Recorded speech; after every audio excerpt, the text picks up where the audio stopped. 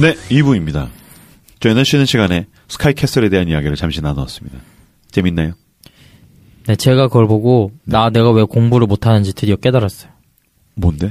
제 방 책상이 유리로 돼 있어가지고 그게 체온을 3도 정도 낮추는데 3도를 다시 올리는데 체력을 소모하기 때문에 집중력이 일단 떨어졌고 습도를 20이랑 기온을 몇 도에 맞춰야 되는데 그것도 안 되고 그 스탠드도 캐럿에 맞게 이렇게 조정할 수 있는 수업에 따라서 그게 있어야 되는데 저희 집은 그런 거 없고 공부 못하게 돼 있더라고요.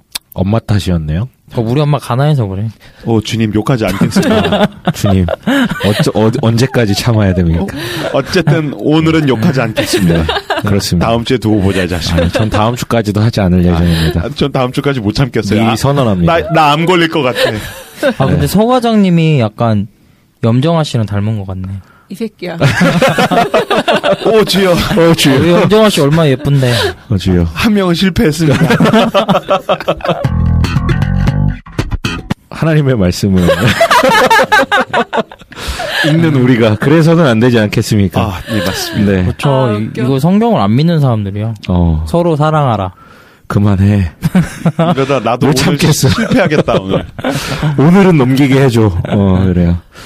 자, 아무튼, 2부에서는 성경이 담고 있는 내용이 어떻게 좀 시작되고 흘러가고 하는지, 조금 얘기를 하고 싶어요. 지금부터 나눈 내용은 성경을 기반으로 하지만 저의 어떤 잡설과 조금 이제 고민을 했던 흔적들을 좀 같이 엮어서 조금 버무려 봤는데요. 네. 어디 이 얘기를 듣고 한번 해보십시오. 시험에 들지 마시고 또 혹은 너무 또 비판적 논조로 보지 마시고요. 저렇게도 볼 수 있겠구나라고 좀 이제 봐주셨으면 좋겠어요. 성경에 담고 있는 내용은요. 역사적으로 보면 석기 시대에서 그리고 로마 제국 초기까지를 담고 있죠. 그렇죠. 내용상으로는 세상의 시작부터 세상의 종말까지를 담고 있고요. 그렇죠. 그래서 석기시대라고 한 거예요? 아니죠. 석기시대는 역사적으로 증명 가능한 문명사적으로. 그리고 이제 그 성경을 그냥 이스라엘의 어떤 내용으로만 함축해서 보시면 안 되고요. 그 고대 메소포타미아 문명 아브라함이 출발한 수메르 문명의 마지막 시대의 수도가 갈대아 우르였어요. 아브라함이 갈대아 우르에서 출발했잖아요. 거기서 거주하다가 수메르 문명의 마지막 도시, 그 마지막 수도라고 불릴 수 있는 도시 이름이 이제 우르였어요. 우르. 네. 그 갈대아 우르가 이 우르가 맞냐라고 물어보실 수 있는데 맞다라고 저는 보고 있고요. 아무튼 메소포타미아 문명과도 연결이 돼 있고요. 그리고 메소포타미아와 쌍벽을 이루는 이집트 문명이 이제 출애굽기에 기반이 되는 어떤 배경이 되죠. 그리고 그리스 문명은 사실 크게는 관련이 없는데 중간기라고 불리는 구약과 신약 사이에 있는 내용들이 이제 그리스 헬라 제국과 좀 관련이 있고 이제 황하 문명만 나오면 되네요. 아니요, 그건 나오지 않을 거예요. 인더스 문명. 나오지 않습니다. 네, 로마 제국에 이르는 이제 고대 문명들과의 어떤 연관성에 대해서도 우리가 좀 같이 봤으면 좋겠어요. 어쨌든 이집트와 메소포타미아 두 고대 최고의 문명 중간에 끼어 있는 형국 있잖아요. 지리적으로도 그렇고 그렇죠. 내용적으로도 그렇고 그래서 이제 문명을 토대로 조금 일반적인 설명을 좀 하고자 해요. 창세기 처음에는 이제 우리가 잘 알고 있는 태초에 하나님이 천지를 창조하시니라. 그래요. 이제 창조 기사가 나오잖아요. 네. 근데 이 창세기 1, 2, 3장에 보면은 성경 전체 내용이 다 요약되어 있어요. 왜냐하면 그러니까 세상과 인간의 기원 그리고 악과 고통의 문제가 어떻게 시작되었고 하나님이 이 부분에 대해서 어떻게 응답을 하시고 어떤 약속을 주셨는지 사실 이게 이제 성경 전체의 내용의 함축적인 의미잖아요. 그런데 우리가 조금 구분해서 봐야 되는 게 창세기 이제 1장부터 아마 10장 정도까지 11장 정도까지 이제 노아 사건까지가 등장하는데 아담에서 노아까지의 계보와 그 이후에 아브라함 이후는 굉장히 좀 많이 차이가 나요. 연대적으로도 그렇고 좀 의미적으로도 그렇고 소위 말해서 노아 이전 시대는 그러니까 노아까지의 시대는 선사 시대 그러니까 역사 이전 시대 기록이 없고 어떤 발굴 자체 할 수 없는 오직 신앙의 영역. 그렇죠. 신앙의 영역이죠. 아브라함 이후는 역사 시대고 어느 정도 검증, 교차 검증이 가능하고 추정 가능한 시대예요. 아까 얘기했듯이 이제 고고학의 발달로 계속 확인되는 시기가 앞으로 이제 계속해서 늘어나거든요. 최근에도 이제 발굴들이 되고 있는데 문명이 시작이 언제쯤이냐 이게 계속 올라가고 있어요. 왜냐하면 기술도 발달되고 탐지할 수 있는 영역들도 많이 넓어지다 보니까 계속해서 거슬러 올라가고 있는데 그럼에도 불구하고 이제 노아 시대까지는 기록도 유적도 없기 때문에 여기는 이제 그랜드 캐년 있지 않습니까? 그렇죠, 있죠. 노아의 홍수로 인해서 단번에 생겨났다는. 네. 그래서 창조 기사 자체가 증명될 수 있는 영역이 아니죠. 제가 예전에 진화론 얘기하면서도 얘기했지만 과학이 아무리 발달해도 검증할 수 없는 영역이 바로 처음에 어떻게 시작되었나. 그럼요. 근데 이거 좀, 그러니까 최근에 이따가 좀 얘기 또 좀 하려고 그러는데 제가 지금 사피엔스라는 책을 보고 있어요. 네. 사람들 많이 보는 베스트셀러인데. 유발 하라리의 사피엔스. 이분이 정말 썰을 잘 풀거든요. 그렇죠. 되게 설득력 있게 푸는데 논리적 비약들이 가끔 있어요. 근데 그 중에 하나도 이제 창조에 대한 부분인데 확언을 하시더라고요. 뭐라고? 없다. 그러니까 그 창조라는 건 없다. 그래? 과학적으로 그렇게 됐다라고 얘기를 하는데 사실 과학에서는 얘기를 못 해요. 말을 할 수 없는 분야인데 이 사람은 뭐 창조는 없다라고 이제 선언을 해버리는 것이라든가 몇 군데에서 조금 이제 좀 불편한 지점들이 발견됐어요. 야, 근데 유발 하라리 유대인 아니야? 유대인이죠. 근데 유대교 창조를 믿지 않습니다. 네네. 그래요? 굉장히 어떤 물질주의적 유물론적 관점으로 그냥 모든 것은 진화의 어떤 산물이다라고 조금 해석을 하는 것 같아요.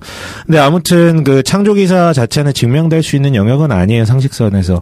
그런데 우리를 혼란케 하는 게 문제가 뭐냐면 그러니까 신에 의한 창조에 대한 기록은 성경에만 기록된 게 아니라 다른 고대 근동의 종교, 경전과 기록들에도 신으로 인한 인간 창조의 기사들이 포함되어 있고 심지어 내용도 살짝 비슷한 뭐 며칠날 뭘 만들고 이런 어떤 순서라든가 이런 게 조금 비슷한 구성들이 형태나 내용을 담고 있는 경우들이 있어요. 그래서 이 어떤 얘기들을 처음 듣는 분들은 굉장히 혼란에 빠질 때가 있어요. 그러니까 이제 성경의 네. 창조 기사와 네네. 다른 경전들에 있는 것들이 네. 유사하다. 그렇죠. 그래서 성경이 그 다른 경전으로부터 영향을 받았다라는 이야기를 들을 때 되게 당황할 수밖에 없죠. 그렇죠.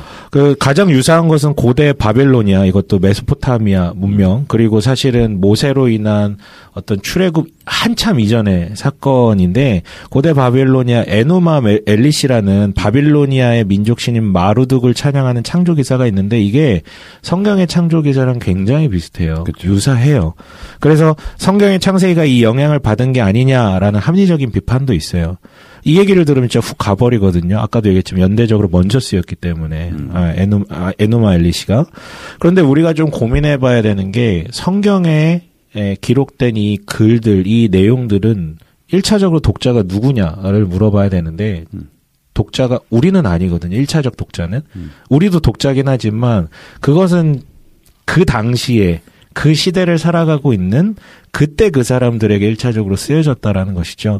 그렇다면 화법은 2018년을 살아가는 어떤 다야방면의 어떤 기술을 접하고 학습을 하고 심지어 과학을 배우고 최근에는 어떤 양자역학이라고 불리는 굉장히 물리학의 최첨단을 달리는 그런 어떤 내용들도 나오고 있는데 하나님이 창조 기사를 얘기를 할 때 현대에 발견된 양자 물리학을 얘기하는 게 맞는지 아니면 그들이 알아들을 수 있는 언어와 표현으로 이렇게 전달하는 게 나은지 이거는 뭐 굉장히 간단한 문제죠. 이거 그러니까 그때 저번에 서 과장님이 for us not to us 맞아요. 그때 헬라어로 네. 네. 아무튼 때문에 그 형태는 당연히 당시 사람들의 수준과 문화를 반영하여 비슷할 수밖에 없다라는 것은 우리가 좀 한계를 가져야 될 것 같아요. 그런데 창조 기사가 고대 근동 설화와 비슷한 형태를 띠지만 내용과 의미가 좀 많이 다르다라는 것이죠. 뭐냐면 인간 창조, 특히 인간 창조를 우리가 화두로 가지자면 인간 창조의 목적은 에누마 엘리시라든가 다른 고대 근동 설화를 보면 신이 인간을 창조할 때 목적이 있었어요. 피곤하니까 노예로 부려먹을 존재를 이제 만들었다라는 게 이제 통설인데, 근데 성경의 창조 기사는 그건 시대가 그보다 늦게 쓰였냐, 뭐 먼저 쓰였냐 이건 의미가 없어요. 근데 내용 자체가 뭐가 다르냐면 성경은 분명히 명확하게 얘기하는 게 하나님의 형상으로 지었다라고 하고 이게 노예가 아니라 대리자. 이자 동역자로 세웠다라는 굉장히 파격적인 관점을 사랑의 대상이죠. 그렇죠. 관점을 담고 있거든요. 이거 네. 중군동의 눈으로 보는 성경 읽기 챕터 거기에 1에서 내용에 나와요. 있는 내용도 조금 제가 좀 포함해서 얘기할 수 있어요. 위대한 책의 제목이 언급되네요. 그만하자. 네. For us, 그만하자. not to us.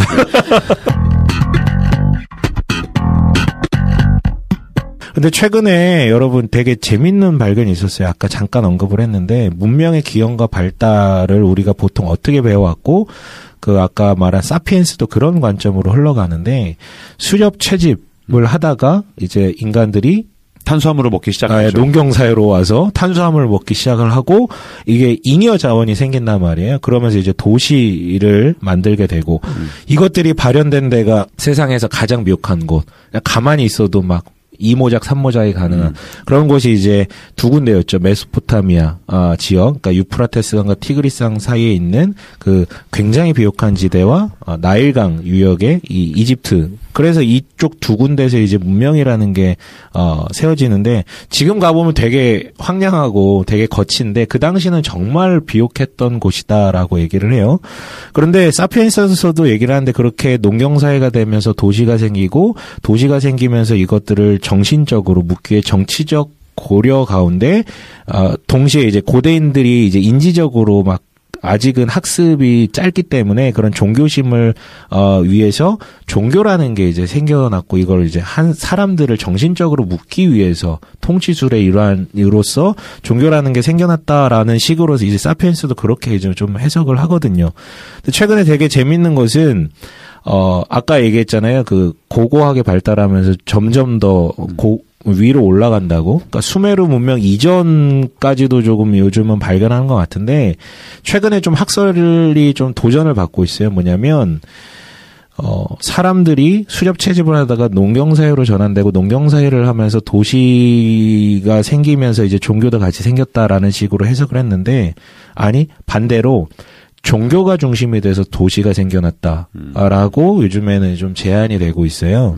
즉 생각보다 종교라는 것이 인간사를 움직이는 가장 중요한 최초의 키워드라는 것을 좀 보여주는 해석이에요. 그래서 왕이라는 것도 어떤 군사적 어떤 그런 능력이라든가 이런 것이 아니라 그 당시에 왕이라는 존재는 일종의 종교 의례를 주관하던 자. 그러니까 신탁으로 사람들을 움직이고 명령하는 자였지 군사력이 세고 뭐 재산이 많고 이런 사람들이 아니다라는 것이죠.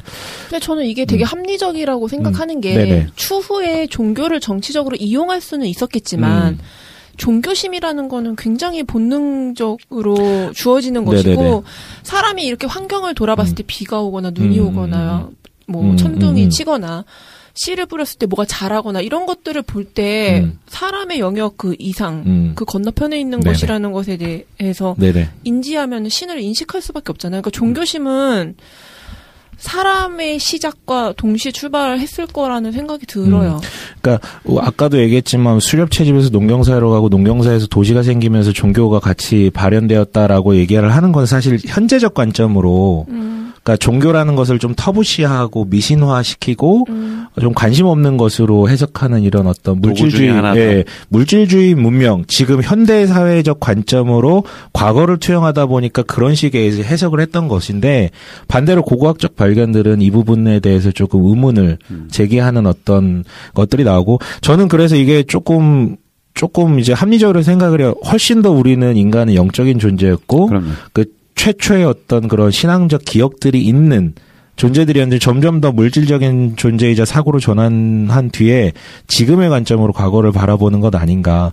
때문에 이제 단지 정치 권력적 필요에 의해서 종교심을 만족시키기 위해서 종교가 발생된 것이 아니라 이미 최초의 인간들은 그 어떤 신적 존재에 대한 기억들이 분명히 굉장히 명료하게 있었는데 그것이 조금씩 틀어지면서 다양한 종교들이 생겨난 게 아닌가라고 저는 좀 추측을 해요. 기독교적 관점에서 봤을 땐 네. 하나님에 대한 빈 구멍을 가진 인간들이 태초부터 있었던 거고 하나님을 제외하고 기독교를 제외하고 이야기해도 종교학적 관점에서 봤을 때도 종교는 인류의 문명과 동시에 시작이 됐다는 거예요. 네네네. 그러니까 이것이 저는 역사 이전 시대, 그러니까 노아 이전 시대를 해석할 키워드라고 생각을 해요. 하나님에 대한 동일한 기억이 있지만, 그리고 그 남아있는 종교성으로 신들을 그려내고 종교들을 만들어냈지만 기억이 부재하고 혼돈하고 그리고 우상의 창궐로 인해서 버려지고 변질된 것뿐이지 사실은 그런 공통의 기억들이 있었던 것 아닌가. 근데 중요한 것은 창세기는 그렇다면 창조자가 누구이냐, 그리고 인간의 창조 목적이 뭐냐. 아까 얘기했지만 노동을 위한 노예가 아니라 대리자이자 흩어져 다스리는 협업자, 그리고 사랑의 존재, 관계 존재라는 어떤 그런 의미, 그리고 타락. 이것도 이제 흔히 이제 다른 종교라든가 이런 데서 얘기하는 어떤 윤리적인 범죄라는 코드랑 약간 다르게 관계를 끄는, 그리고 하나님의 주권을 탈취한 그런 개념으로 이제 얘기를 해주고 있고요. 하나님의 성품에 대해서도 다른 신들과는 조금 다른 이질적인 하나님의 성품에 대해서 얘기를 하죠. 약속을 이행하시는 분이고 보호하시고 사랑하시는 이런 느낌의 이야기들을 하고 있습니다. 그리고 이어서 이제 노아 홍수로 가면요. 선사시대의 이제 노아 홍수 이야기도 볼 수 있는데요. 성경적으로 보면 결국 아담 이야기가 반복되는 거예요. 처초의 인간인 아담에게 주었던 그 명령 있잖아요. 너희는 뭐 흩어져서 번성하고 이제 다스리라는. 근데 그게 일그러졌죠. 근데 이제 이 노아의 홍수를 통해서 노아에게도 동일한 명령을 하시거든요. 흩어져서 번성하라고요. 그런데 이 노아 홍수 이야기도, 대홍수 이야기도 사실은 그 길가메시 서사시라고 불리는 그 거의 고대 문명 최초의 어떤 그런 역사적 서사를 다루고 있는 내용에도 대홍수 사건이 등장해요. 되게 비슷하게 노아 홍수 이야기랑 전개가 비슷하거든요. 그러니까 이거 보면 또 이제 이것도 노아 홍수도 이것도 베낀 건 아니냐라고 얘기를 할 수 있어요. 거기 외에도 사실 고대 문서에는 많죠. 그 대홍수에 대한 이야기들이 대륙마다 있다더라고요. 네, 맞아요. 대륙마다 있어요. 그런데 저는 이게 그러니까 베꼈다고 말할 수 있어요. 그냥 뭐 책으로만 생각하는 사람이라면. 근데 이제 저는 이것이 이제 부정할 수 없는 공동의 기억이 있기 때문에 그렇게 기록된 것이 아닌가라고 얘기할 수 있고. 근데 이제 그런 어떤 홍수의 뭐 진행된 형태에 대해서는 좀 비슷할 수 있겠지만 그 원인과 결과 그리고 목적과 주체의 능력에 대한 명시한 게 굉장히 차이가 있어요. 특히 길가메시 서사시에서는 홍수의 원인이 사람이 너무 많아 소란스러워서 쓸어버렸다. 이런 뉘앙스로 되지만 노아의 홍수에는 사람이 너무 많아서가 아니라 죄가 너무 관영해서 차고 넘쳐서 이 부분에 대해서 계속 기회를 주셨지만 그것이 되지 않아서 그 결과로 이런 것이 일어났고, 그리고 이제 신의 어떤 목적과 주체 능력 이런 부분들도 좀 차이가 있는 것 같아요. 아까 얘기했지만 길가메시 서사시 말고도 많은 고대 근동 설화에서 대홍수 이야기는 나타납니다. 물론 그들의 이야기도 사료가 아니라 신적 전승에 대한 기록인데 저는 공동의 신적 기억이 동일하면서도 하지만 이제 다르게 자기들 민족에 맞게 전승되는 것이 아닐까라고 생각이 되고, 사실 이게 무서운 거죠. 형태 비슷한데 아예 처음부터 다른 것보다는 이단이라는 게 사실 그래서 좀 쉽지 않잖아요. 아예 다른 거면 상관이 없는데 비슷한 내용을 다룰 때 좀 많이 어려움이 있는 것 같아요. 그래서 고대 근동 설화 공부하다 보면 처음에 되게 의문이 들어요. 이거 그럼 성경이 좀 베낀 거 아니야? 베낀 거야? 이거 이상한 거야? 한데 그러니까 형태가 비슷한데 뭐가 다를까? 그 의미적 부여가 굉장히 다른 것을 알게 되면 오히려 저는 되게 감동으로 다가오더라고요. 그럼 그렇지라는 어떤 마음이요. 그래서 특히 아담에서 노아 사건은 그 오묘히 다른 지점에 대한 설명과 변호가 있고요. 이로써 창세기는 소위 말해서 약간 이제 문명사적으로 얘기를 하면 메소포타미아 문명 그 세계관으로부터의 탈출에 대한 많은 내용들을 그리고 있다라고 저는 좀 생각을 해요. 다만 아브라함 이전의 문명과 연계해서 고려해 볼 수 있는 최초의 사건은 바벨탑 사건이죠. 바벨탑 뭐냐면 바벨탑이 어디 세워져 있다라고 성경에 기록되어 있냐면 시날 평지라고 되어 있는데 이 시날이라는 말이 수메르라는 표현의 서방 방언이다라고 얘기를 해요. 그러니까 수메르 문명을 기반으로 하고 있는 것이고, 바벨탑의 원형으로 보이는 지구라트라는 건축물이 있어요. 현재도 유적으로 남아 있는데, 지구라트는 굉장히 오랜 기간 동안 세워졌기 때문에 어떤 거는 수메르 문명 초중기에도 있고 아니면 뭐 고대 바빌로니아 왕국 때도 세워진 것도 있고, 그러니까 형태가 좀 많이 달라요. 우주인이 세웠다는 것도. 아무튼 그런 것도 있는데 바벨탑의 원형으로 보이는 지구라트도 결국 이제 메소포타미아 그러니까 문명 가운데 계속해서 흘러나오던 그 마루둑이라는 신에 대한 신전이 이제 바로 이 지구라트였거든요. 때문에 이제 메소포타미아 문명에 대해서 얘기를 안 할 수가 없는데 인류 최초의 문명이라고 공식적으로 지금은 얘기하고 있는 게 바로 수메르 문명이에요. 기원전 7,000에서 5,000년 전에 시작이 됐고, 그러니까 그 이전에도 문명이 있었다라고 발굴이 되지만 현재적으로는 가장 공신력 있게 얘기한 건 수메르 문명인데, 그 메소포타미아 문명의 시작이 바로 수메르 문명인데 이거 약간 동양계 쪽 사람들이라는 설도 있어요. 아, 그래요? 예, 이 수메르 문명의 창시자들이. 그런데 이제 그 흩어져서 번성하라는 언약을 노아에게 주셨는데 노아의 후예들이 그것을 어기고 모이죠. 흩어지지 말자, 모여서 이제 높아지려 하고, 그래서 세운 게 이제 바벨탑이라고 하는데, 이 바벨탑의 의미는 결국 하나님의 왕권에 대한 도전이고, 모이다 보니까 위계가 생기고 착취가 생기고 형상이 형상을 지배하는, 그러니까 하나님의 형상이 또 다른 형상을 지배하는 이런 일들이 발생하게 되죠. 결국 노아의 후손도 실패하게 되는 것이죠. 그래서 강제적으로 흩으시는 사건이 나오고 새 출발하고, 여기서 하나님의 계획이 버전업이 돼서 이번에는 민족 단위의, 그러니까 한 민족이 선택돼서 이 민족이 온전히 훈련되고 복의 근원되는 민족이 돼서 이 민족으로 말미암아 온 세상에 복의 어떤 흘러간 통로가 될 수 있게끔 하는 것이 어떤 버전 2라고나 할까요? 뭐 요렇게 이제 좀 시작이 돼요. 그게 여기서부터 등장하는 게 이제 아브라함 이야기죠.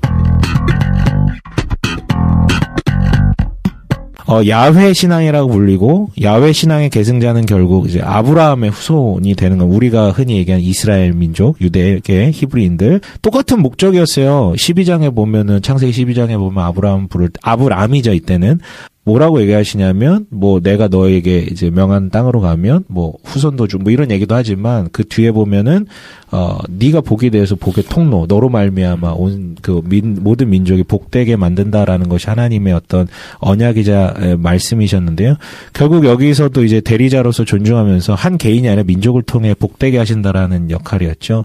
문명사와 역사를 통해 검증 가능한 최초의 인물이 어떻게 보면 아브라함일 수 있어요. 그러니까 BC 2100년경의 인물이고요.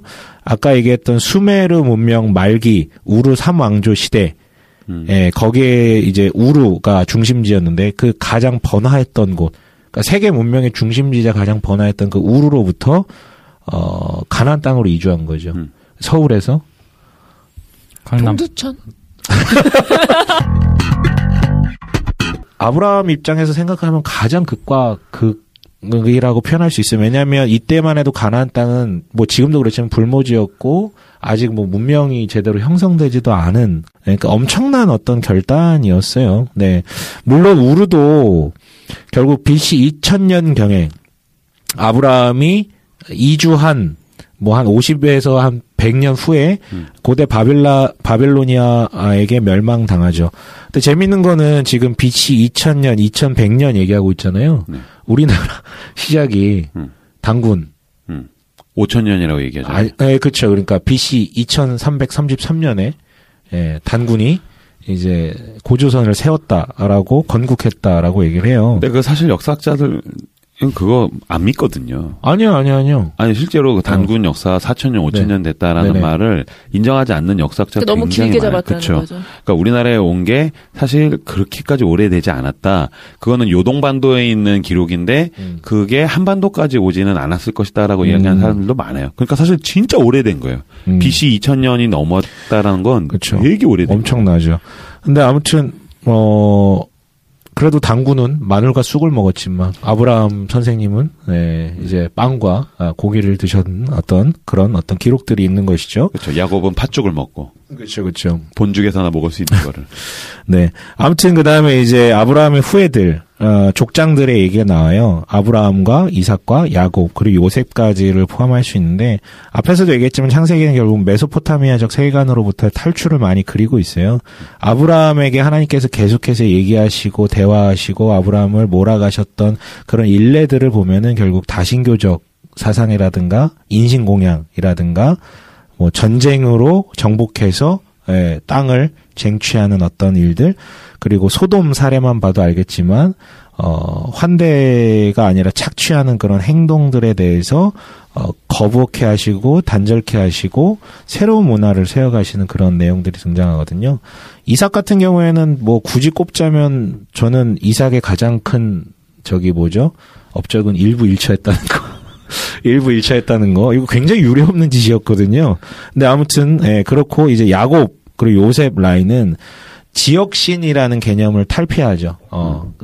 대부분 다 그렇게 이해하고 있었거든요. 지역신, 어떤 산신령처럼 이런 식으로 지역신의 개념이 있었는데, 지방령 같은. 그렇죠. 그거를 탈피하는 어떤 내용들이 계속 등장하고, 그리고 이제 신적 혈통이라고 여긴 왕이잖아요. 이집트의 파라오. 요셉 같은 경우는, 파라오 같은 경우에는 그 신적 혈통이라고 여겨졌는데, 그걸 객관적으로 대상화해요. 쟤도 인간이야.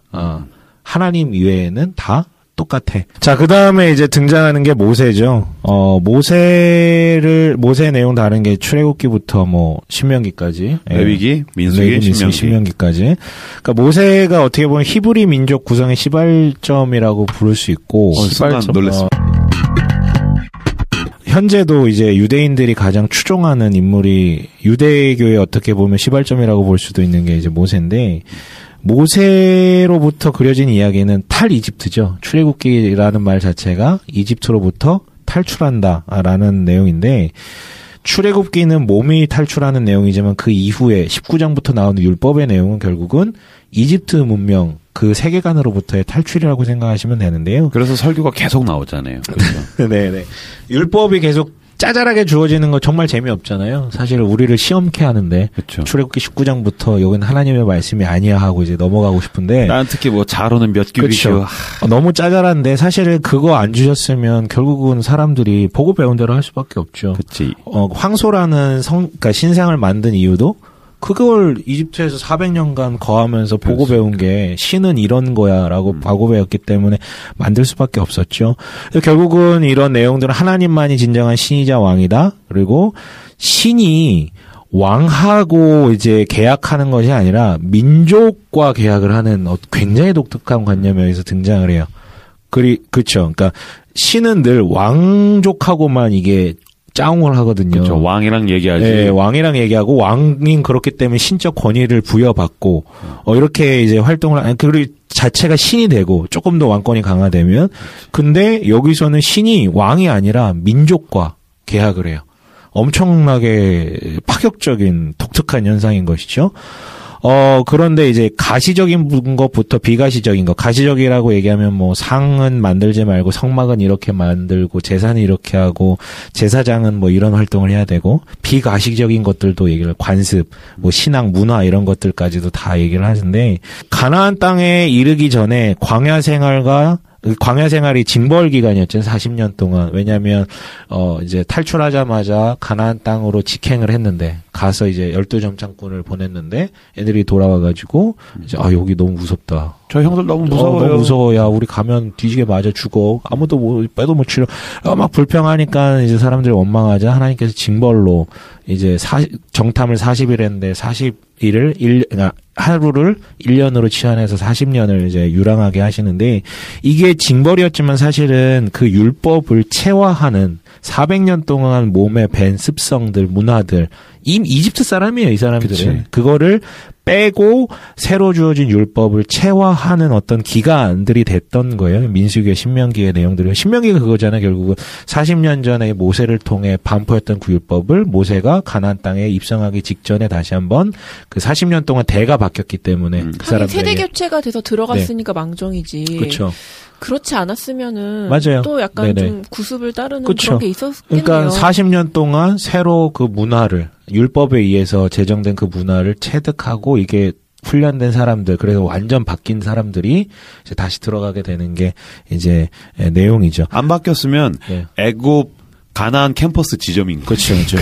그러니까 그럴 수 있겠네. 그러니까 이집트로부터 완전한 탈출. 그리고 여전히 잔존하는 메소포타미아 문명의 영향을 받고 있는 가나안 지역의 세계관에 대한 경계를 다루고 있는 게 신명기라고 보시면 될 것 같아요. 너희는 기억하라 하나님이 어떻게 하셨는지 그리고 율법을 다시 한번 가르쳐 주시는 것. 그리고 또한 이게 제 가나안 땅이 골 때리는 땅인 게 이게 아까 얘기했지만 팔레스틴 가나안 땅이요. 이집트와 메소포타미아의 마중물로서 계속 밀고 밀리는 그 지점이었거든요. 이집트가 강력할 땐 좀 밀고 올라가고 주로는 이제 메소포타미아 문명의 영향을 받던 곳인데, 근데 여기가 그 위치도 그렇지만 사람이 살기 좀 척박한 곳이에요. 이집트와 메소포타미아 지역에 비하면. 사이에 껴있고. 그렇죠. 사이에 껴있고. 지정학적으로도 그렇지만 지형적으로도 참 사람이 조금은, 그러니까 그곳에 비해서는 상대적으로 좀 힘든 곳이죠. 기름도 안 나오고. 그럴수록 사람이 결핍이 많고, 부족한 게 많을수록 뭘 의지하게 되죠? 우상, 신을. 그래서 어떻게 보면 이 가나안 지역은요, 가장 종교성이 극단에 가고, 가장 발광적인 신앙생활을 하는 곳이 바로 이곳이었었어요. 지금 계속 우리나라 얘기하는 거 아니죠? 아니요. 네네. 우리나라, 아무튼, 그런 어떤 기복신앙적 종교성의 극한을 달리고 있는 인신공양이 굉장히, 일반화되고, 또한, 그 가나안의 주신이라고 불린 바알신, 아세라신. 이 사람들은 이제 거기에 비를 내리는 신이잖아요, 바알신이. 그 비를 내리기 위해서 성적 교합을 할 때에 어떤 그것이 이제 비로 내린다라고 해서 쾌락적 기복이라든지 그런 어떤 음행이라든지 이게 굉장히 편만했던 지역이었어요. 그러니까 왜 그곳으로 보내셨는지는 모르겠지만 아무튼 그곳으로 보내셨고 그곳에 살면서 그것들을 또 거부하게 하시는 것이 이제 하나님의 역사였는데 성경에 기록된 바와 문명사를 통해 확인된 바로는 람세스 2세 이거 소설로도 있잖아요. 소설 람세스라고 람세스 2세 때 모세가 탈출했다고 하는데 이거에 대한 그 사료는 명확하게 드러난 건 없어요. 다만 람세스 2세의 아들 메르넵타가 기원전 1213년에 비문의 기록을 통해 팔레스틴 지역에 이스라엘이라는 무리가 있다라는 게 이제 비문의 기록으로 남아있으니까 그러니까 이게 최초로 어떻게 보면 사료에 등장한 성경 내용의 어떤 등장인 것이죠. 근데 이게 재밌는 게요. 제가 초창기 이제 그러니까 한 20-30년 전만 해도 다윗조차도 존재하지 않은 사람이다. 허구의 인물이다라는 어떤 썰이 강력했어요. 약간 진보 쪽에서. 그런데 고고학적 발굴들로 인해서 계속해서 연대가 올라가요. 그때만 해도 이스라엘 왕 예후와 아합 이 사람들은 비문 기록 이런 데 있었거든요. 그래 그때까지만 진실일 것이다. 다윗 허구다. 이런 얘기도 있었는데 지금 계속 올라가고 있어요. 그래서 그나마 가까운 다윗도 그런데 예전에는 모세가 실존했는가에 대해서 설왕설래하는데 근데 지금은 이제 기적에 대해서는 시비를 걸어도 모세라는 사람의 존재 자체를 부정하지는 않거든요. 그러나 아마 가능하더라도 모세 이전까지 아마 사료로서 검증하기는 쉽지 않을 것 같아요. 왜냐하면 아브라함이라든가 누구죠? 이삭, 야곱은 족장이었고 굉장히 약소한 지역이었기 때문에 그런 어떤 유적을 발견하게 될 것이라는 기대 자체가 어리석은 것 같아요. 네. 할 말 있어? 아니 이스라엘에 가면은 아담의 무덤이라고 알려진 무덤이 있습니다. 진짜? 그렇습니까? 아담의 무덤이 있다고? 나 정말 신기했던 게 그 선지자들 무덤도 다 있어요. 진짜? 근데 이스라엘 땅이 아니라 터키 지역, 이란 지역, 이런 데 다 흩어져 있어. 근데 다 한결같이 얘기한 건, 여기가 정말 그 사람의 무덤인지는 모르지. 근데 대대로 그렇게 알려져 있다. 대대로 그렇게 알려져 있다. 이렇게 이제 돼요. 그리고 나서 이제 부족 연합이 구성이 되죠. 여호수아를 통해 가나안 땅을 정복한 이후에 사사 시대로 넘어옵니다. 사사는 하나님의 신탁을 받아서 일시적으로 선택받아가지고 약간 민족을 구원한 그리고 지도자. 그러니까 사사라는 게 사실은 판관이라는 뜻이거든요. 법관이라는 뜻인 거죠. 하나님의 뜻에 따라 시시비비를 가려주는 그런 어떤 그리고 이렇게 영속성이 있게 이렇게 물려주는 그런 개념이 아니라. 사실은 그 당대에만 딱 쓰이고 끝나는 건데 보면은 사사들도 보면 지 아들들한테 막 이렇게 세습하고 이런 어떤 것들이 등장해 이거 자체가 사실 잘못된 건데 우리 기도원 300용사하면서 굉장히 이제 환호하고 이제 칭송하는 사사잖아요. 근데 이때부터 시작됐어요. 기도원 이놈의 자식이 막 물려주면서 개판이 치게 되게 되거든요. 큰 용사니까. 네, 큰 용사죠. 큰 그쵸? 분들은 달라요.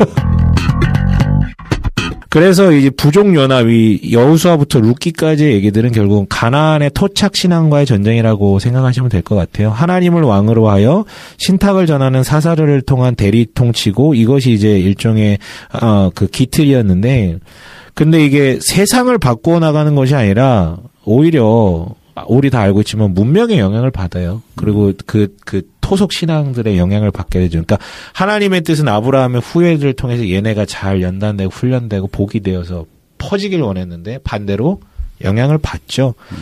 그래서 그 가장 핵심적 기제가 나중에 뭘로 드러나냐면 왕달라. 하나님이 왕이어서 하나님이 왕이심을 이렇게 만방에 이렇게 떨쳐야 되는데, 그래서 오히려 저 민족들의 왕을 없애는 것이었는데 반대로 영향을 받아서 나중에 왕을 우리에게도 달라라고 얘기를 하는 거. 이게 가장 참남된 짓이었어요. 그러니까 하나님의 왕권을 부정하는 것이기 때문에 모든 주권을 인간에게, 차라리 인간의 통치를 받겠다 이거였죠. 그래서 사무엘상 8장 5절에서 7절 사무엘에게 제가 한번 읽어볼게요. 그에게 이르되 보소서 당신 늙고 당신의 아들들은 당신의 행위를 따르지 아니하니 모든 나라와 같이 우리에게 왕을 세워 우리를 다스리게 하소서 한지라.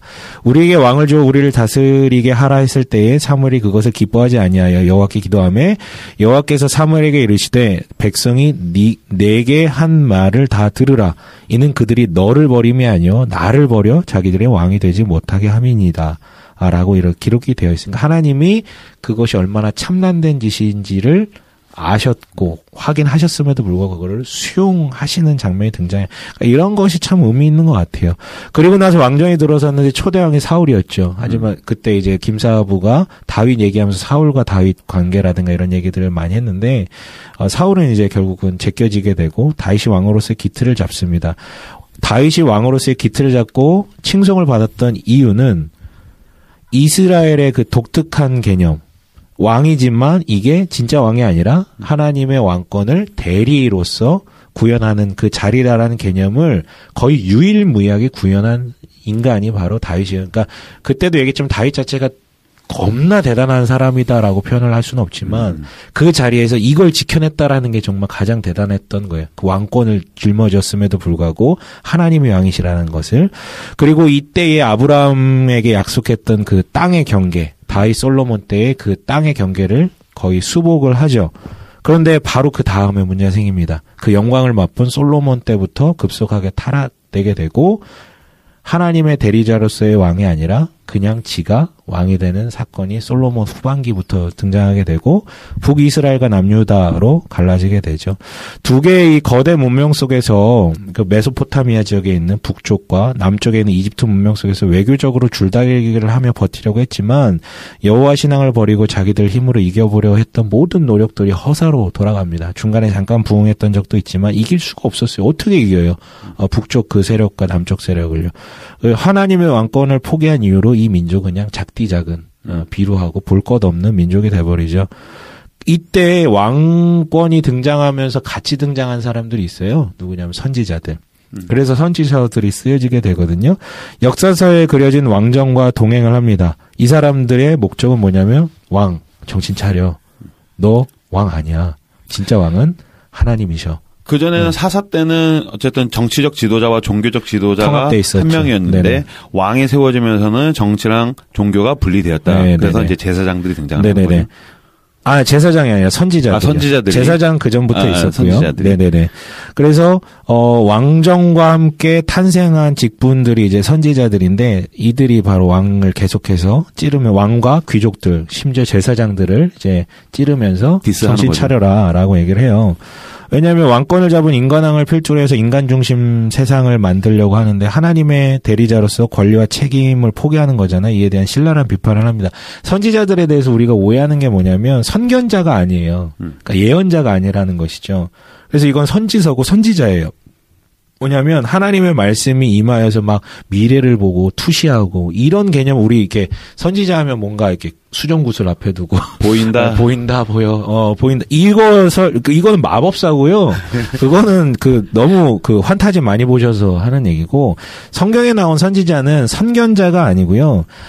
하나님의 말씀이 임하여 환상을 보고 이런 내용들도 등장하지만 대부분은 하나님의 그 말씀 있잖아요. 이미 주어진 그 말씀을 기준으로 지금 그 시대를 살아가는 현상을 통찰하고 그 말씀의 기준에서 통렬하게 비판하는 내용이었어요. 그리고 나아가야 될 방향을 제시하고 하나님의 회복을 말하는 것이죠. 그러니까 현실을 도피하고 미래를 보는 건요. 뒤에 나오는 묵시 이고 선지자들은 그 역할을 한 게 아니라 굉장히 현실적인 얘기들을 했어요. 현실을 통찰한 다음에 하나님의 말씀을 중심으로 통찰한 다음에 뭐가 틀렸고 어떻게 나아가야 된다라는 얘기를 해줬던 것이죠. 그래서 강력한 회개를 요청합니다. 특별히 그 모든 국가의 중심이 되는 왕과 귀족과 제사장들. 회개 안 할 경우에는 이렇게 되고 회개를 하면 이렇게 될 것이다. 예측을 하고요. 그러면서 하나님이 그럼에도 불구하고 우리를 버리지 않고 사랑하고 돌이키는 것을 기대하고 계시다라는 것을 이제 요청을 해요. 이런 내용을 하지만 결국은 안 듣죠. 안 그렇죠. 들어먹죠. 그래서 결국 북이스라엘 왕국은 메소포타미아 문명이 쇠퇴했다가 새롭게 수립된 아수르 제국, 아시리아에게 멸망당하고 남유다는 몇백 년 더 가다가 아수르를 멸망시킨 고대 바빌로니아의 이름을 딴 바벨론 제국의 아수르 제국을 멸망시키고 그리고 남유다 역시도 바벨론에게 멸망당하게 되는 것이 이제 구약의 내용이죠. 하지만 여기서 끝나는 것이 아니라 최강 제국 페르시아가 등장하게 됩니다. 그래서 그 페르시아가 바벨론을 무너뜨리게 돼요. 메소포타미아 지역에 등장했던 제국들은요, 우리가 뭐 그리스 문명, 뭐 아테네, 스파르타 이런 거 얘기하는 이거 다 귀요미들 아무 힘도 없는 서구 문명보다 훨씬 앞서 나가고 거대했어요. 그러나 이제 이렇게 되게 재밌는 게 그렇게 강대해 보였음에도 불구하고 정치적 기반이 굉장히 허약했다라고 얘기를. 그러니까 그래? 쉽게 흔들릴 수 있는. 그러니까 왕 하나 죽으면 그렇게 그렇죠. 뭐 이렇게 막 허약했다라고 해요. 그러니까 바벨론 제국도 되게 강력했는데 그 바벨론 제국을 무너뜨리고 페르시아가 등장했다 그랬잖아요. 저는 뭐 페르시아가 전쟁통해서 무너뜨린 줄 알았어요. 근데 그게 아니더라고. 굉장히 무주공산으로 열려 있는 그냥 페르시아의 바벨론의 수도를 함락하면서 페르시아가 이제 수립이 됐다라는 것이 이제 정설이에요. 그래서 페르시아의 초대 왕 고레스 왕이 해방령을 내려요. 성경에도 이제 기록되어 있는데 해방령은 뭐냐면 유프라테스강 서쪽에 있는 원래 유프라테스강 서쪽에 거하던 민족은 아무 조건 없이 돌아가라는 거예요. 그래서 느헤미야 에스라서를 보면은 귀한 자들이 돌아와서 이스라엘을 어떻게 재건해 나갔는지 영적으로 혹은 물리적으로 성을 쌓고 성전을 쌓고 뭐 이런 스토리가 나오고요. 아직 귀환하지 않거나 못한 이들, 페르시아에 살고 있는 이들의 일들을 기록한 게 다니엘과 에스더서라고 생각하시면 돼요. 이때 소선지서들 일부가 포함되고요. 그리고 우리가 이제 구약에서 다루지 않은 게 지혜서들이잖아요. 지혜서들이라 하면 뭐 욥기, 시편, 잠언, 전도, 아가까지가 이제 지혜서들인데 이거는 일종의 신적 지혜를 담은 문학 작품들이라고 생각하시면 돼요. 욥기에 대해서는 논란이 있는데 욥기는 허구의 인물일 가능성이 많아요. 그러니까 그렇죠. 문학 작품인 것이죠. 뭔가 지혜를 전달하기 위해서 악과 고통의 문제를 우리가 어떻게 바라봐야 되는지. 근데 지혜라고 해서 폄하할 것이 아니고요. 약간 이제 일반 그러니까 뭐라 그럴까요? 유대인들에게 지혜라는 것은 신적인 기원이 있는 거예요. 그러니까, 의로운 사람들에게만 주어지는 뭐 이런 어떤 영향력이랄까요? 그래서 시대를 뛰어넘는 지혜 문학의 조합이 바로 이 지혜서들이라고 보시면 돼요. 그리고 묵시가 등장하는데 가장 유명한 것은 요한계시록이죠. 근데 이건 신약이고, 미래에 대해 숨겨진 비밀을 포함하고 있는데 묵시인데, 구약에도 등장합니다. 뭐 이사야, 에스겔, 다니엘서 일부 등이 이제 등장하는데, 다니엘 후반부에 가장 진하게 등장해요. 묵시는 뭐냐면요. 이건 정말 미래에 대한 얘기를 하는 거예요. 왜냐하면 현실에 더 이상 소망이 없다라고 생각될 때. 그러니까 안 바뀌어요. 왕들도 안 바뀌고 안 바뀌어. 그런데 이 거대한 세상은 저렇게 엄청난 어떤 제국들이 그래서 돌이키지 않는 인간들을 보면서 현실 포기 겸 미래에 대한 예언을 하는데 이 묵시에서 가장 많이 담고 있는 것이 메시아에 대한 얘기인 것이죠. 그렇죠. 하나님께서 메시아를 통해서 보내실 것이고 예수 그리스도가 온다. 그게 네네. 제일 중요한데 그렇죠. 그러지 않으면 쓸데없이 뭐 14만 4천 이런 데 꽂혀가지고 그렇죠. 이게 이제 구약의 묵시였어요. 그리고 특히 이사야나 스가랴서에 많이 등장을 해요. 메시아에 대한 예언은요.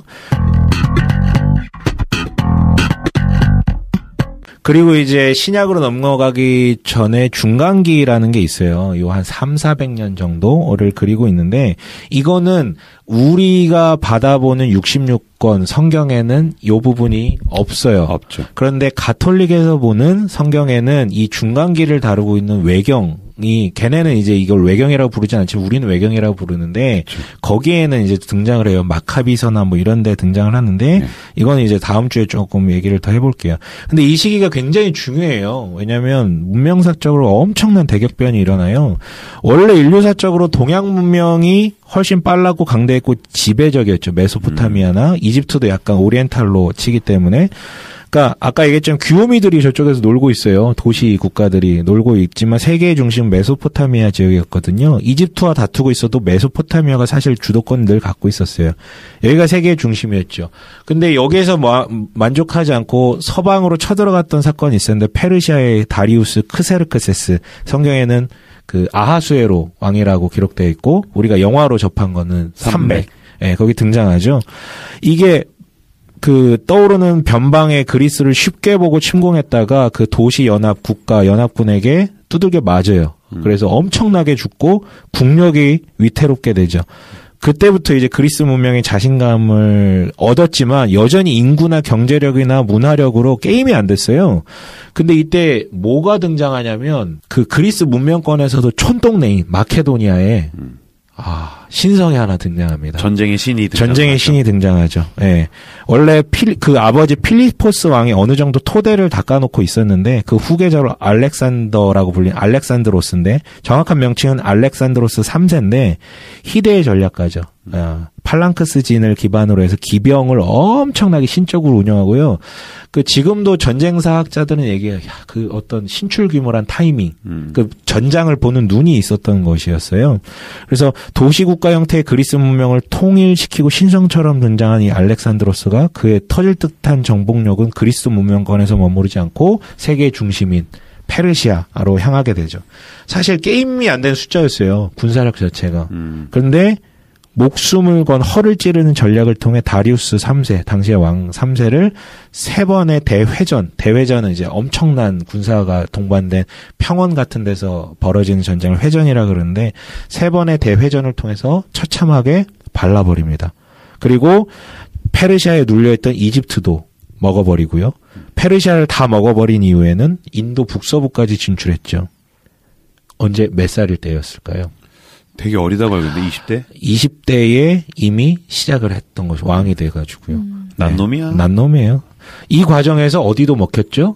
이스라엘도 그냥 세계의 어떤 이 거대한 역사의 흐름에서도 그러니까 느헤미야, 에스라 이 시대를 통해서 돌아와가지고 뭔가 좀 해보려 그러다가 이제 알렉산드로스에게 완전 먹혀버리게 되죠. 이때 드디어 서양 문명이 동양 문명을 패퇴시켜요. 그리고 지금에까지도 서양 문명이 훨씬 더 우위에 서 있죠. 물론 여기서는 황하 문명이나 이런 건 이제 빼고 얘기를 했습니다. 그런데 알렉산드로스가 그렇게 과도한 원정을 통해서 병사들이 나중에 파업하게 돼요. 인도 정벌하다가. 그래서 복귀하다가 죽게 되죠. 고작 20세의 왕위에 올라 세계를 제패하고 32세에 죽습니다. 우리는 뭔가요? 이 사람은 뭔가요? 아니야. 알렉산더도 네. SNS 했으면 40살까지 별거 못해요. 네.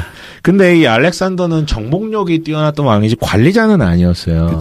정복만 했지 관리를 못한 거야. 그래서 그 사후에 후계자가 없어서 4명의 대장군들이 분할해서 통치하게 됩니다. 원래 더 많았는데 이렇게 어쨌든 다 정리하고 4명이 남아가지고 통치하게 되는데요. 이스라엘에 영향을 주었던 것은 처음에 이집트를 기반으로 한 프톨레마이어스, 이게 이제 그 대장군 이름인데 프톨레마이어스 왕조가 그 이스라엘을 영향력 가운데 이제 지배하고 있다가 나중에 시리아를 기반으로 한 셀레우코스 왕조와의 대결 끝에 셀레우코스에게 넘어가요. 이게요, 프톨레마이어스 왕조는 유대인들에게 자치 권한을 줬어요. 종교를 이제 인정하고 니네 맘대로 해.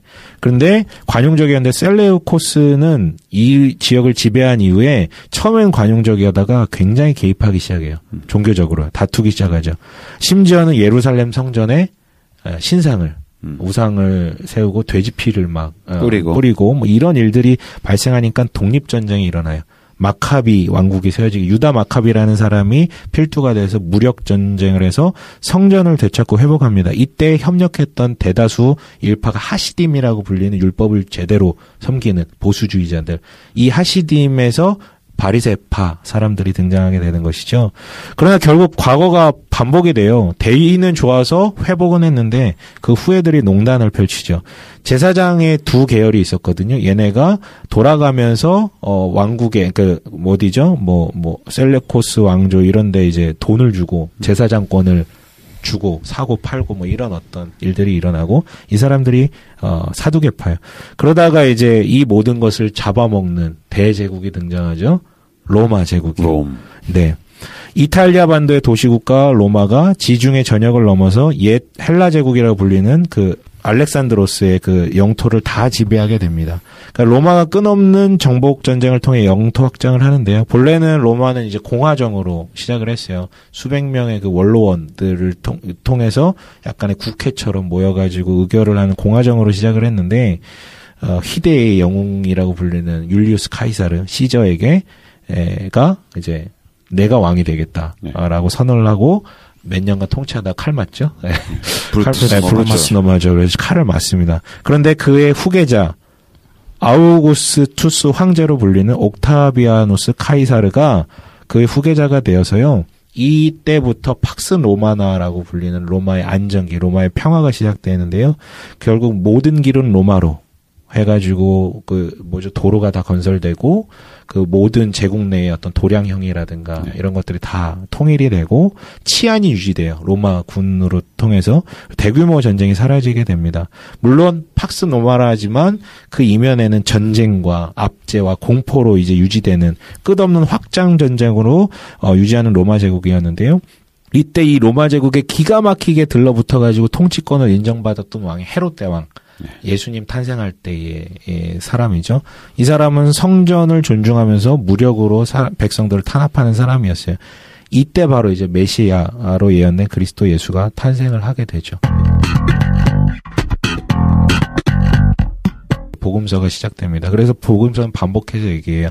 때가 참해라는 얘기를 계속해서 얘기하거든요. 이 때라는 게 바로 이 어떤 문명사의 흐름 가운데 이 복음이라는 게 등장해서 전 세계로 퍼져나갈 수 있는 토대가 마련되어 있음에 대해서 얘기를 하는, 그러니까 성경 내용이 그 어떤 세계사의 흐름이라든가 이런 부분하고 괴리되어 있는 게 아니라 다 연동되어 있다라는 걸 우리는 알 수 있고, 이 때가 참여라는 것을 통해서 결국 하나님이 개입을 안 하시는 게 아니라 그런 어떤 역사의 흐름을 강제적으로 바꾸시는 게 아니라 그 흐름대로 맡기시지만 그 가운데서 선한 일들을 이루어 나가신다라는 걸 우리가 알 수 있습니다. 어쨌든 그럼 그 때가 참여라는 거는 로마에서 길을 닦거나 통일이 된 고 문명을 지시한다라는 거야? 그 부분을 담고 있는 것이죠. 담고 있다? 네, 담고 있는 것이죠. 네, 그 부분이 메인이다라고까지는 말 못하겠지만 그 부분을 담고 있다라는 그러니까 부분은 복음이 네네. 쉽고 빠르게 전 세계적으로 확산될 수 있는 그 때라고 그쵸. 이야기를. 그로부터 100년 전에 만약에 예수님 태어나셨으면 확산되기가 쉽지 않았었어요. 왜냐하면 다 분열돼 있던 시대였었기 때문에. 아무튼 복음서는 결국은 복음을 담고 있는 것이죠. 복음이라는 것은 결국 예수님과 예수님 누구시고 그리고 그가 어떤 일들을 행하셨는지에 대한 전반적인 내용들인데, 약속된 메시아가 도래했다는 것이잖아요. 메시아는 히브리어로 메시아고 이제 헬라어로 번역하면 그리스도가 되는데, 이 그리스도, 그러니까 예수가 그리스도다. 예수가 바로 그 메시아다라는 내용을 담고 있는 게 사복음서입니다. 동시에 아까 잠깐 얘기했는데 에스라 때 이제 구약 성경의 내용들이 정립이 됐다라고 얘기를 했잖아요. 그러니까 책으로 이제 엮어진 것. 그리고 에스라 사후에 형성된 게 바로 유대교적 가르침에서 율법을 중시하고. 근데 결국은 복음서가 담고 있는 것은 그 유대교적 전통으로부터의 탈출을 우선 얘기를 하고 있고요. 그러니까 유대교라는 게 결국은 성전과 율법이 두 기둥인데, 이것을 이제 허울이다, 이걸로부터 탈출해야 된다라는 것을 얘기하고 있고, 동시에 세계제의 지배자인 로마로부터의 탈출을 계속해서 얘기를 하고 있어요. 그러니까 정치적으로 왕정 복고가 목적이 될 수 없고, 그러니까 유대인들은 정치적인 왕이 메시아로 도래해서 로마로부터 탈출하길 원하는데 각자의 것을 계속 얘기를 하시거든요.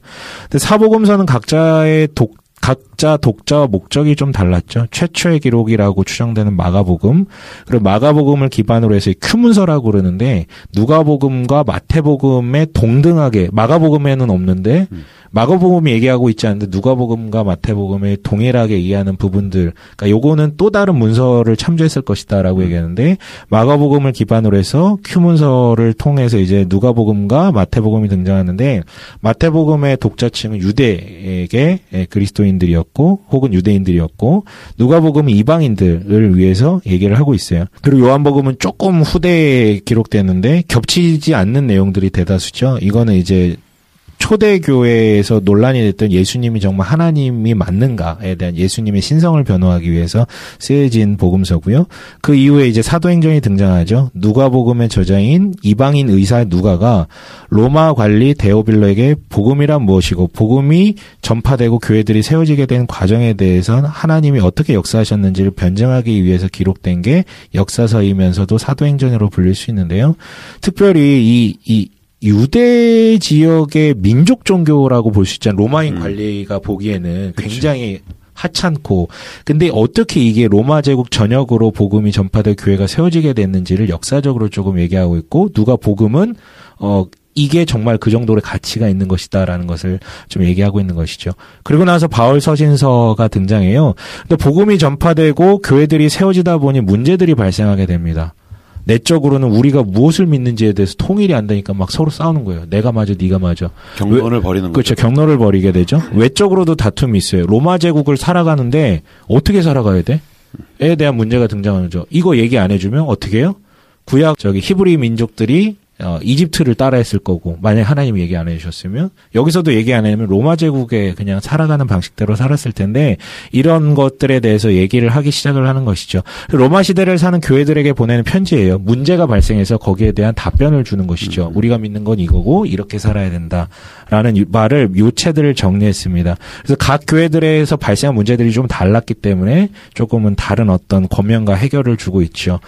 네. 얇은 책 중에 1세기 예배 이야기, 그렇죠. 몇 년 전에 나와서 되게 쉽게 읽을 수 있는 책인데, 네. 거기 보면은 사람들이 예배가 종교 형식이 아니라 네네. 그냥 같이 노래하다가 기도하다가 그렇죠. 막 토론을 해요. 네네. 그러다가 누군가가 야, 그럼 우리 바울이 보낸 편지를 한번 다시 읽어보자. 그렇죠. 그래서 그걸 기준으로 네네. 해서 답을 내리는 장면이 네네네. 나오죠. 사실은 복음서보다 바울 서신서가 조금 더 먼저 정립이 됐어요. 네네. 세계 평화를 잡고 있는 이 로마와 대비되는 하나님 나라와 그 가치, 그 삶에 대해서 언급을 하는데, 그리스도인으로서 어떻게 살아가야 될지 삶의 제안도 하고요. 그러니까 일종의 예수님의 가르침, 산상수훈들을 로마식 버전으로 확대 해석해서 좀 명제적으로 정리한 게 바울 서신이라고 생각을 하면 되는데요.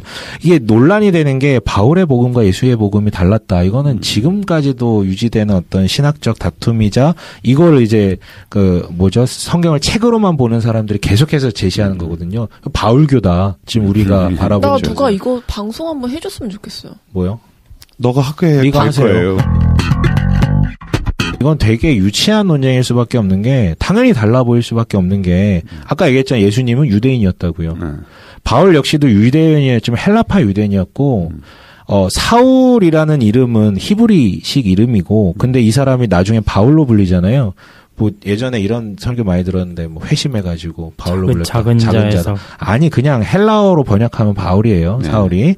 그렇죠. 그러니까 그거 자체가 이제 이 사람은 이방인의 사도로서 일부러 헬라말을 쓰면서 살기 시작한 것이었는데, 결국은 이제 기본적으로 유대 기반으로 하고 유대인들이 청중이었던 예수님과 그리고 예수님의 대조군이 유대교적 가르침이었잖아요. 그리고 구약 전통의 유대인들을 위한 복음을 내러티브형, 이야기 형식으로 이제 전달하는 것이 복음서들이었고요. 근데 바울은 달라요. 로마 기반으로 했고요. 그 대조군이 유대교가 아니라, 유대교적 내용도 있지만 로마와 이방 종교적 가르침에 대한 답변들을 많이 하고, 구약 배경이 느슨한 이방인들을 위한 어떤 썰을 풀어나가거든요. 그리고 논리 구성도 내러티브 형식이 아니고 당면한 문제도 달랐고요. 그리고 이제 랍비 제자 구도의 가르침이 아니라 이미 형성된 교회 내 문제들을 명제적 형식으로 답변을 주는 것이기 때문에 많이 다르다라는 것이에요. 그렇기 때문에 이제 아무래도 초대교회에서 우리가 믿는 바가 무엇인지에 대해 명제적으로 교리 구성하는데 바울 서신이 많이 차용될 수밖에 없었죠.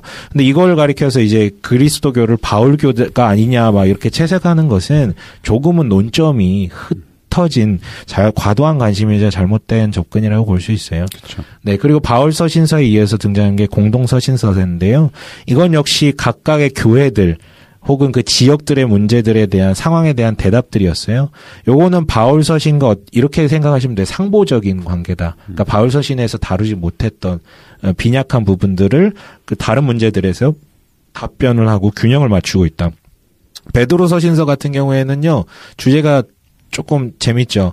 박해 받는 성도들. 근데 재림이 지연돼. 죽을 것 같은데 안 오실 줄 알았는데 당대에는 자기들 때 오실 줄 알았거든요. 근데 안 오시니까 이 부분에 대해서 이제 설명을 하고, 비교적 후기에 기록된 요한서신서들은 영지주의자들과의 다툼 가운데 무엇이 진리인지 이제 얘기를 하고 있고요. 그리고 마지막으로 묵시가 나오죠. 요한계시록. 완성될 하나님 나라의 비전. 그러니까 지금 안 오잖아요. 당장에. 죽겠는데. 그러니까 이거를 먼 미래에 대한 어떤 예언을 담은 묵시로서 요한계시록이 이제 완성될 하나님의 나라의 비전을 보여주고 있는 게 요한계시록입니다. 이렇게 좀 정리를 해볼게요. 네. 야, 메소포타미아에서 로마까지. 네네네. 성경과 함께 병렬로 달리고 있는 그 문명들을 다 다루면서. 네. 아, 1시간 안에. 아우, 예. 고생하셨습니다. 마음이 급했습니다. 예. 네네. 후반 가서 마음이 급하다는 건 목소리에 빠르게 나올 수 있었습니다. 엄청 빨라졌죠. 네네. 네, 시간상 여기까지 하시고 혹시 한마디씩 하실 거 있으시면 한마디씩 한 다음에 우리 손 작가님의 마무리 지어주시면 될 것 같아요. 김사부님 목소리는 한번 들어봅시다. 여보, 나 지금 녹음하고 있는 거 맞고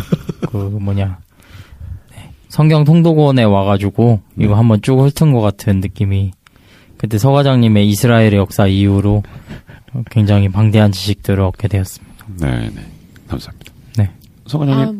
저는 그때 되게 객관적인 사료들, 이야기들 나열한 거고, 오늘 이렇게 문명사와 함께 결합하여 이야기를 들어보니 너무 재밌고, 또 제가 되게 좋아하는 이야기 방식이에요.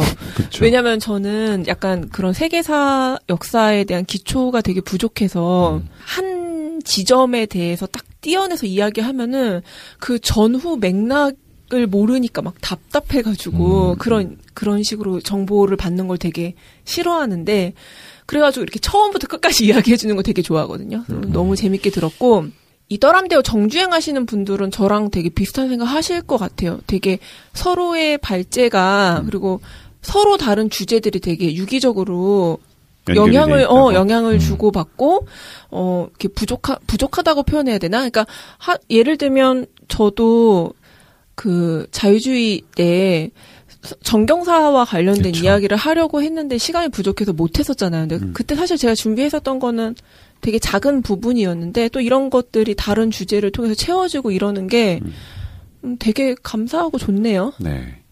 그러면서 너도 아마 나중에 한 문명 정도, 수메르 정도는 너도 하게 될 것 같아요. 그러니까 뭔가 계속 정주행하시면 유익하다. 어쨌든 이거를 전체를 한번 훑어볼 수 있다는 건 굉장히 의미 있는 것 같아요. 너무 좋았어요.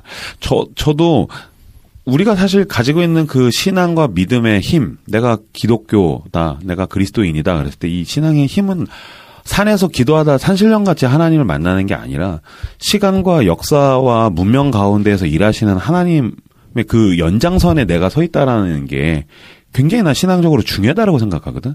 그러니까 인류의 역사 가운데 늘 그분이 함께 하셨다. 일하셔서 내가 여기까지 왔다. 웬만한 걸로 우리는 무너지지 않는다. 이게 나는 교회의 힘이고 신앙의 힘이라고 생각해. 갑자기 옆구리에서 팍 치고 들어왔다라고 생각하면 막 이단도 무섭고 과학도 무섭고 뭐 다 무섭다고 생각하는데, 그런 걸 다 견디면서 하나님의 손길 가운데에서 여기까지 온 거잖아요. 진짜 메소포타미아에서 로마까지 거쳐서 성경을 만드신 거고, 그 모든 또 시대를 뛰어넘어서 여기까지 복음이 온 거잖아요. 그러니까 약간 거시적인 스토리텔링의 힘이 약간 역사 위에 계신 하나님을 이렇게 온몸으로 느끼게 되는 그런 것 같아요. 저도 너무 재밌었어요. 하나하나 훑어가는 거. 네. 나도 머릿속에서 쫙 이렇게 어떤 영화 필름 같이 지나가는 게 재밌었습니다. 근데 이걸 1시간 내에 해낸 거는 훌륭합니다. 박수를 드리고 싶습니다. 왜냐면 900페이지짜리 신 뭐 이런 거 문명 책 어떤 지적 허영심이 가득한 사람이니까요. 그렇죠. 허영심의 끝판왕이죠. 네. 아니 근데 허영심이라는 거품 속에 또 직접 성실성이 있으니까. 네. 수고 많으셨습니다. 네. 그러니까 저도 이제 뭐 이렇게 뭐 다음 주에도 계속해서 얘기하겠지만, 하나님과 인간의 역사 분리되지 않았고 성육신이라는 키워드가 좀 중요한데 하나님이 우리 눈높이에 맞춰서 내려오신 거잖아요. 그쵸. 우리가 도달할 수 없기 때문에 그가 오신 건데 이건 모든 영역에 그러니까 적용되는 것 같아요. 그러니까 인간의 수준에 맞춰서 그 역사의 흐름과 진보에 맞춰서 하나님께서 계시하시고 인도하시고 또 뜻을 발현하시는 이 모든 어떤 역사들을 보면서 참 대단하다라는 그리고 오히려 더 저는 감동으로 좀 많이 다가왔었고요. 근데 성경은 사실은 우리가 하나님의 뜻을 어디서 발견한 건 성경이라고 대답을 하는데 사실 어떤 주제에 대해서 이거는 성경에 뭐라고 얘기를 해요? 라고 말하기 전에 사실 더 먼저 직면해야 될 문제는 성경이 네가 생각하는 결과와 반대로 얘기할지라도 너는 과연 그것을 따를 의향이 있는가? 라는 어떤 질문이 먼저 직면돼야 되는 것 아닌가라는 얘기를 해요. 그러니까 아무리 내가 하나님의 뜻이 성경에 있다라고 얘기를 해도 직면할 생각이 없다면 그건 책으로 보고 있다라는 관점이에요. 아무리 내가 보수적인 복음주의적인 신앙을 갖고 있다 하더라도. 근데 반대로 우리가 정말 건강한 복음주의적 신앙을 갖고 있다면 하나님의 말씀이 맞지만 동시에 이걸 책으로 조금 대하고 그런 인상도 함께 가져가면서 아무 생각 없이 받드는 게 아니라 책이기 때문에 공부를 해야 된다라는 것이죠. 연구를 해야 되고 좀 성실하게 봐야 되는 그런 관점도 좀 균형 있게 가져갔으면 좋지 않을까라는 생각을 합니다. 네네. 네, 대단히 우리 손 작가님 대단히 수고 많으셨습니다. 네, 나 좀 수고한 것 같아요. 네, 우리 청취자분들도 당신들 정도 되니까 이 정도 방송 듣는 겁니다. 수고 많으셨습니다. 여기까지 함께 해주셔서 감사하고 다음 주에 또 다음 주에는 진짜 더 재밌을 것 같아요. 아, 그럼요. 네네. 정경 형성사 진짜 재밌거든요. 네. 그거 가지고서 시작이라는 키워드로 다음 주에 여러분들 찾아뵙도록 하겠습니다. 함께 해주셔서 감사합니다. 감사합니다. 바이바이.